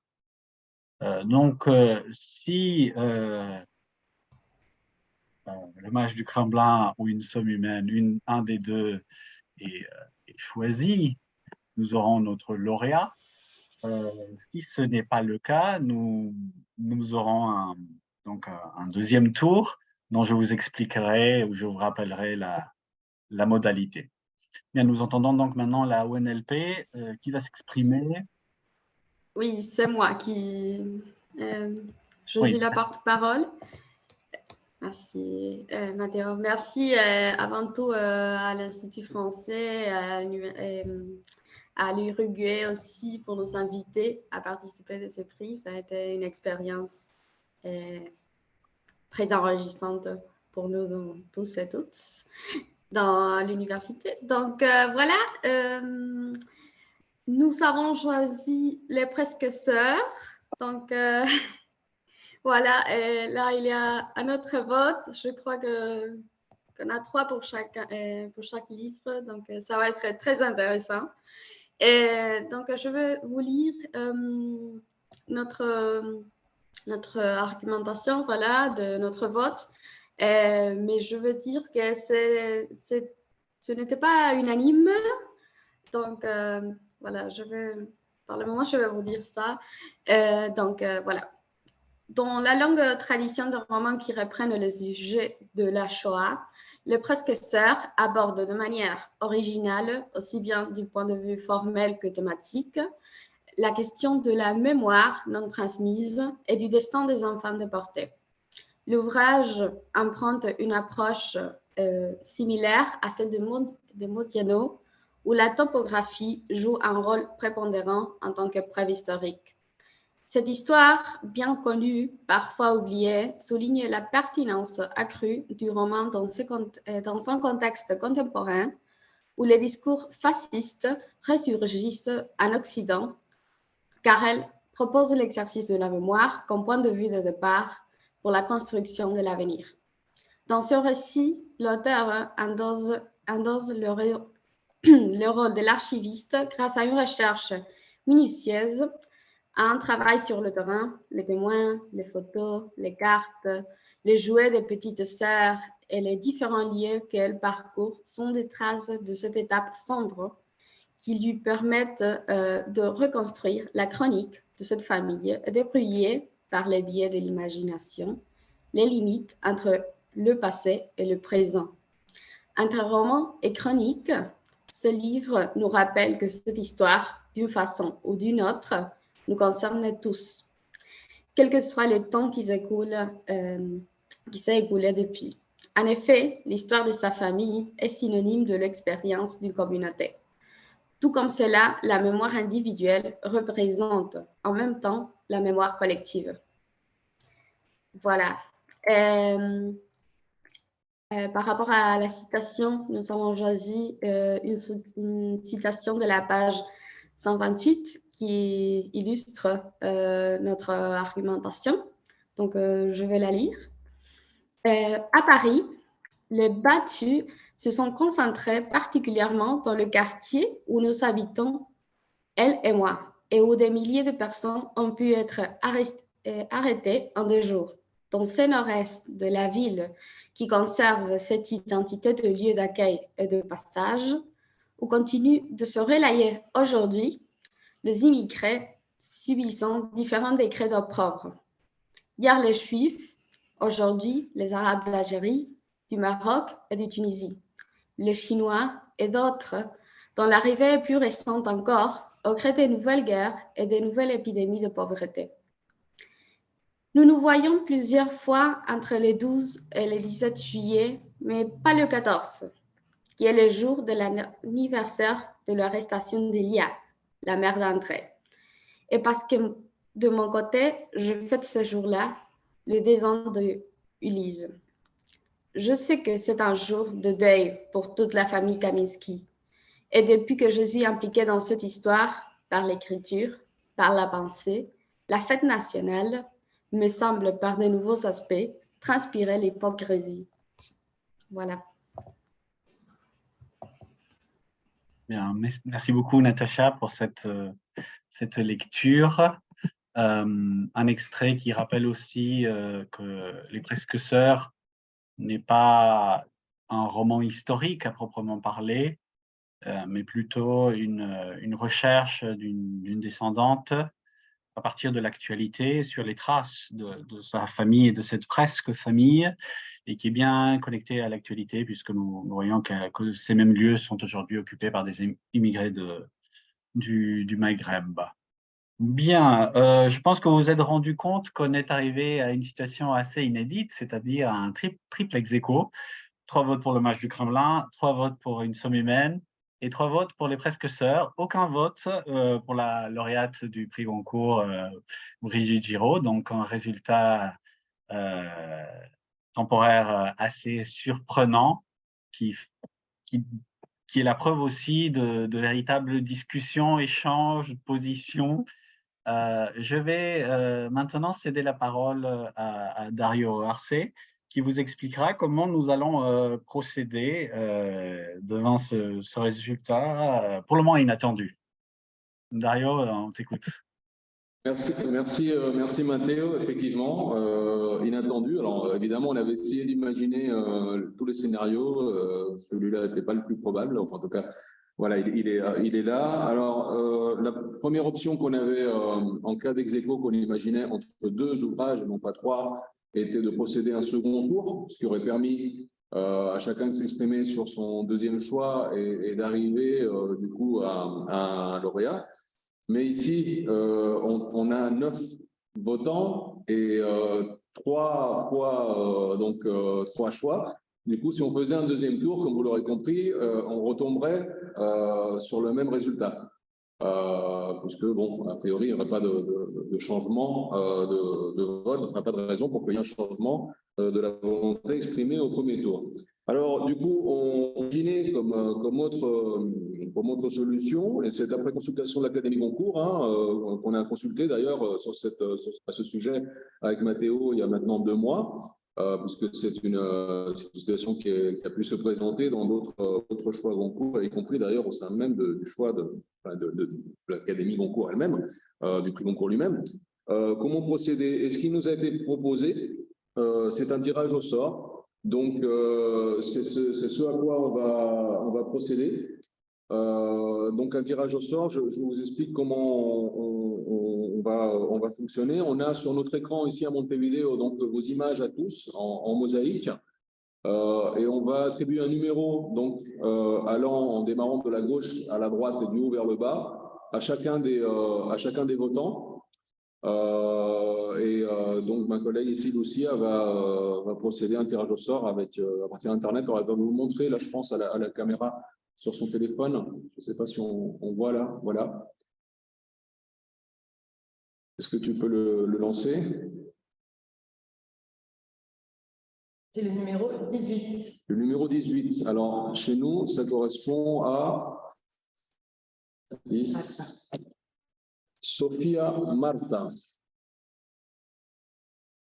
Sofia Marta, donc... Oui, bonjour. Bonjour, vous êtes de quelle institution? Vous êtes... Je suis de l'Oudelar. Ouais. D'accord. Oui. Sofia, on est donc tous maintenant suspendus à vos lèvres. C'est sur vous que repose, voilà, par le fait du hasard et puis de tout ce suspense, le choix Goncourt, ce premier choix Goncourt du Rio de la Plata. On vous écoute. Bon, pour moi, je retrouve le presque sœur.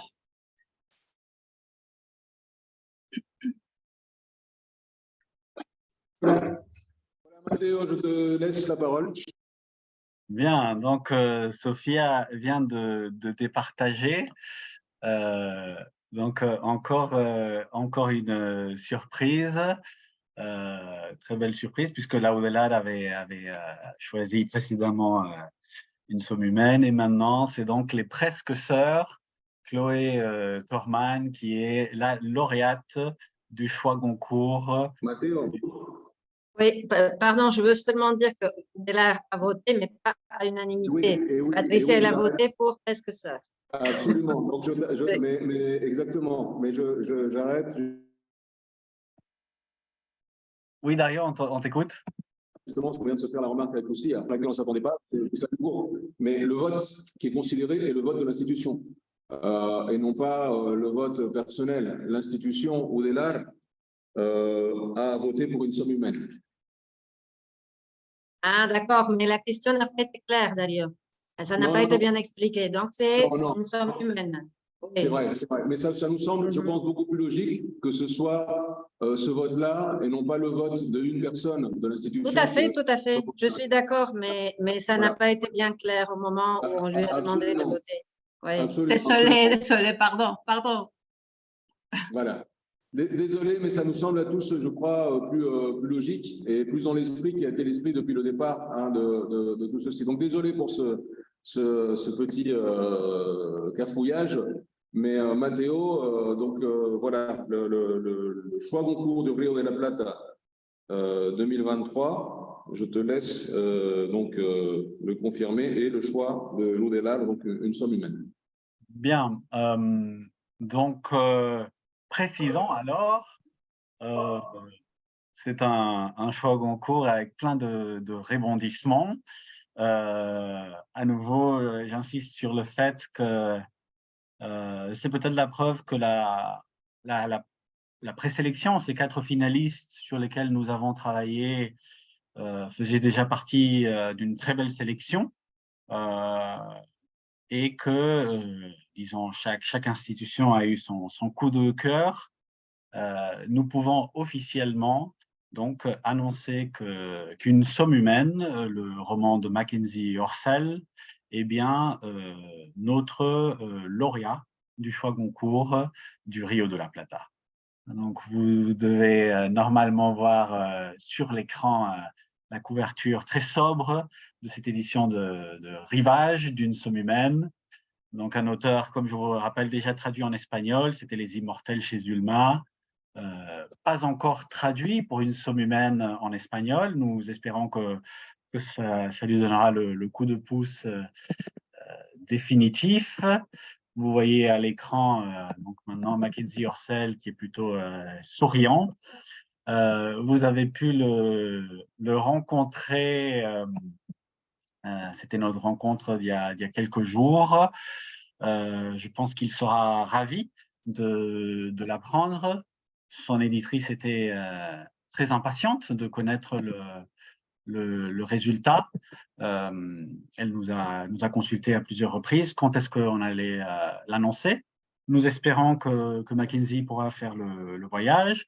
En tout cas, nous allons l'annoncer très prochainement. Nous avons décidé avec l'ambassade de France en Uruguay de annoncer le lauréat plutôt lundi. Déjà parce que en France, nous avons la question du décalage horaire. C'est plutôt la fin de la journée de travail aujourd'hui là-bas, et que nous sommes aussi vendredi et que nous avons besoin de temps pour préparer les pièces de communication qui vous seront envoyées très prochainement, puisque pour que de votre côté, vous puissiez également annoncer ce choix Goncourt du Rio de la Plata 2023. Donc nous sommes très contents. Vous avez choisi un roman ambitieux, difficile. Quand nous avons reçu les livres en papier, nous étions impressionnés par la longueur. Nous nous demandions comment les lecteurs allaient affronter ce qu'on appelle un pavé en bon français. Et nous sommes ravis qu'il ne nous ait pas fait peur, ni son histoire dure, ni sa longueur. Nous voulons vous remercier à nouveau pour votre implication, pour le travail que ça vous a demandé, qui non plus ne vous a pas effrayé. Nous voulions, surtout avec ce choix, vous apporter de la littérature contemporaine, des auteurs contemporains, ouvrir des horizons, vous donner des envies, vous faire sortir du patrimonial, des noms archi connus, de découvrir, pour nous c'était aussi la même chose, des auteurs qui commencent à faire leur chemin, d'autres qui ont des œuvres plus établies derrière eux. Donc vous les rapprochez aussi en virtuel et nous l'espérons aussi en présentiel. Je répète aussi mon remerciement aux encadrants qui ont beaucoup donné d'eux-mêmes, en parallèle déjà du travail qu'ils fournissent dans leurs chaires, dans leurs instituts, dans leurs alliances, dans les lycées. Nous avons vu aussi que les lectures n'étaient pas pareilles, que vous soyez au niveau du lycée, au niveau de la formation de professeurs de langue, au niveau de la formation dans un cursus plus littéraire, universitaire. Et je pense que c'est dans ce croisement qu'on a trouvé une discussion très riche. Pour finir, je cède la parole à Dario qui va rappeler quelques éléments du prix de la critique. Et merci à tous et à toutes. Merci Mathéo, je te laisserai quand même clore, parce que c'est toi qui as été le maître de cérémonie et je te remercie. Ça a été particulièrement, je pense qu'on est tous d'accord que tu as été particulièrement brillant dans cet exercice, surtout pour une première occasion. Je me joins bien sûr à tous tes remerciements et ça fait vraiment plaisir. Je crois que ça fait plaisir aux auteurs aussi, notamment à Mackenzie qui nous l'a dit après les échanges qu'il a eus avec vous. De voir voilà, avec quelle attention, avec quelle passion, dans certains cas, vous avez pu lire ces ouvrages, vous entendre aussi et voir que vous aviez des choses à dire, des choses intéressantes. On a beaucoup appris, tous, je crois, et c'est vraiment, on est vraiment ravis de cette première expérience. Et bien sûr, on vous donne d'ores et déjà rendez-vous l'année prochaine. N'hésitez pas aussi à amener d'autres personnes qu'elles nous rejoignent. En ce qui nous concerne, nous, aussi bien le poste en Argentine que ici, comme on vous l'a dit, on va tout de suite inviter donc, le lauréat de cette édition pour qu'il puisse venir l'année prochaine, aussi bien en Argentine qu'en Uruguay, et ça sera l'occasion de le rencontrer.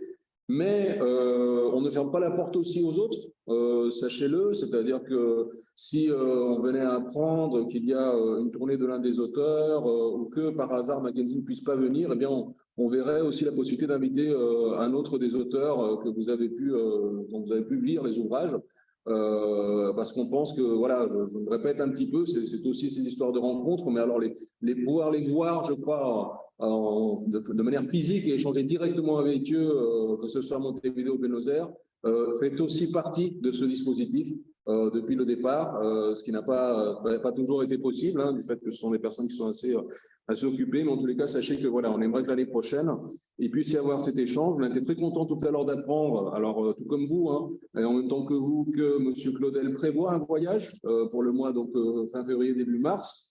Alors, bien évidemment, vous êtes tous d'ores et déjà invités dès qu'on sera le moment de la rencontre pour qu'on puisse également dialoguer avec lui de manière physique et directe, je dirais. Alors, un petit mot, et merci Mathéo de me permettre de le faire, sur ce prix de la critique littéraire. Voilà, je vous encourage toutes et tous aussi, hein, vous savez les conditions. Alors, ce sont des conditions qui nous sont dictées, hein, qui sont les règles hein, de l'Académie Goncourt pour ce prix de la critique littéraire en termes d'âge pour la participation. Mais voilà, sachez que nous, on est quand même très contents de cette occasion et qu'on attend impatiemment donc, vos différentes critiques. Le jury sera composé donc, de 3 personnes qui ne font pas partie de nos institutions. Il s'agira de Anne Gauthier, qui est ici en Uruguay, qui est éditrice, mais qui a aussi pas mal vécu à Buenos Aires. De Marjorie Ponce, qui est ETI, experte internationale auprès donc, de l'éducation, qui amènera un regard plus, je dirais, linguistique sur la question. Et puis de Martin Felipe Castagné en Argentine. Donc, c'est un jury de 3 personnes qui déterminera la personne qui se rendra en France donc, au mois de novembre. Alors, pour le coup, et a priori, il n'y a pas d'ex-aequo possible, puisque bon, là, on imagine qu'il y aura, on espère qu'il n'y aura pas 3, que chacun des 3 n'aura pas un candidat, un seul, et qu'ensuite, au deuxième tour, on ne puisse pas les départager. Là, on procédera autrement. On leur demandera de faire un deuxième tour et de réellement, voilà, cette fois, se mettre d'accord, hein, de mener une vraie délibération. Alors, sachez, et je termine avec ça, que on a choisi dès le départ, puisqu'on a démarré en Uruguay, ce choix Goncourt de l'Uruguay, avec ce format donc, de visioconférence. D'autres choix Goncourt, lorsqu'ils se font en présentiel, permettent un débat, je dirais, plus direct, plus animé. C'est malheureusement pas possible avec ce format.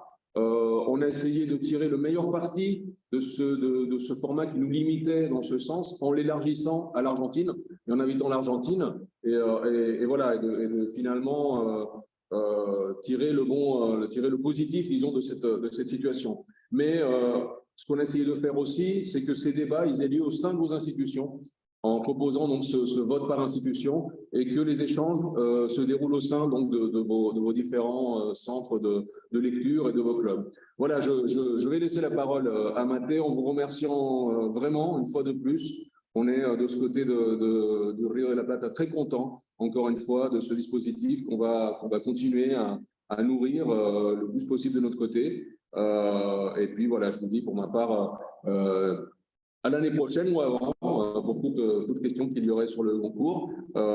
Et bien sûr, avant ça, pardon, il y aura ce prix de la critique littéraire dont on attend vos critiques. Merci beaucoup. Très bonne fin de journée, très bon week-end à vous. Mathéo, je te laisse la parole.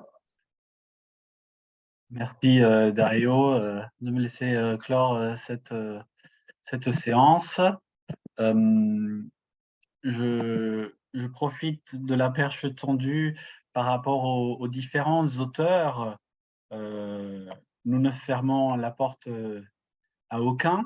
Il se trouve par exemple que le mage du Kremlin, qui a eu quand même 3 voix, est déjà traduit en espagnol, ce qui nous permet de penser à la promotion de l'ouvrage sur place.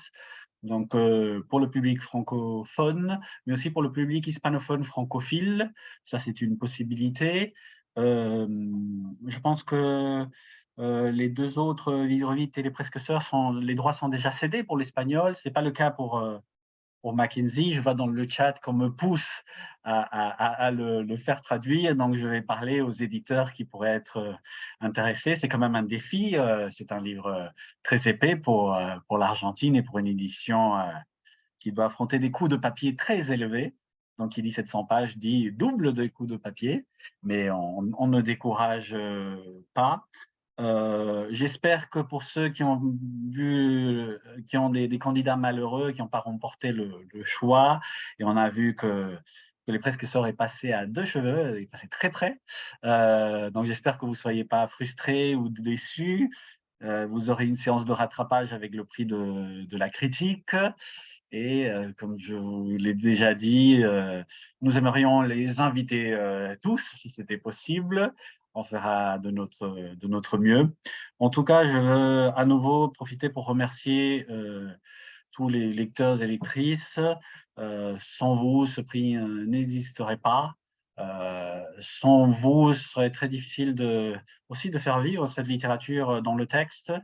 Nous sommes très, très, très contents que vous puissiez lire ces auteurs tels qu'ils ont été publiés, aller à la source, vous confronter à un français vivant, actuel, en mutation, parfois sans ponctuation, parfois avec une ponctuation à la staccato, au rythme de la moto qui part à toute vitesse.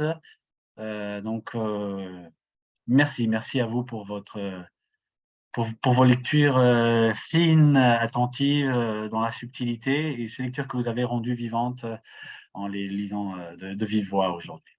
Merci. Pardon, Mathéo, je peux Oui, poser une Anna. question encore? Et en réalité, la première, c'est à propos des enregistrements. Est-ce qu'on pourra avoir les enregistrements de cette réunion et aussi de la réunion avec Mackenzie Orsel? C'est possible? Oui, bien sûr. Donc, Parce qu'on a des lecteurs qui les demandent, pas tout le monde a pu assister, même Oui. pas aujourd'hui. Il y en a qui n'ont pas pu venir aujourd'hui. Oui, C'est possible? Oui, Dario. On s'en charge, Léna, on te les fait parvenir. D'accord. Et une autre chose, parce que j'ai raté quelque chose, excusez-moi, peut-être que je me suis distraite. Pour le vote de la critique, la critique doit porter sur une somme humaine, c'est ça? Absolument, absolument, sur une somme humaine. Ah, parce que tout à l'heure, Mathieu a dit qu'ils vont essayer de se rattraper, donc j'ai eu un doute comme c'était. Non, d'accord. Alors, c'est sur une somme humaine. D'accord. Merci. Oui, merci Dario pour la précision. Désolé pour la confusion apportée. Est-ce que, donc, comme Alena, vous avez une autre question par rapport à la suite?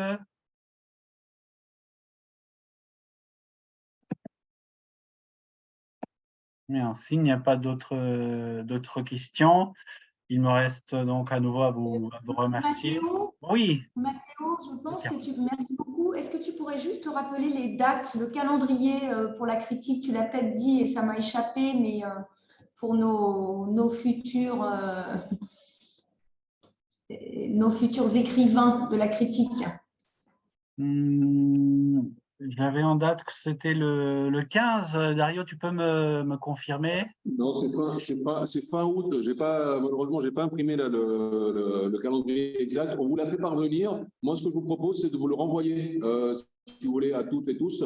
On va vous renvoyer un mail avec rappel, donc avec les instructions et les dates, juste après cette réunion.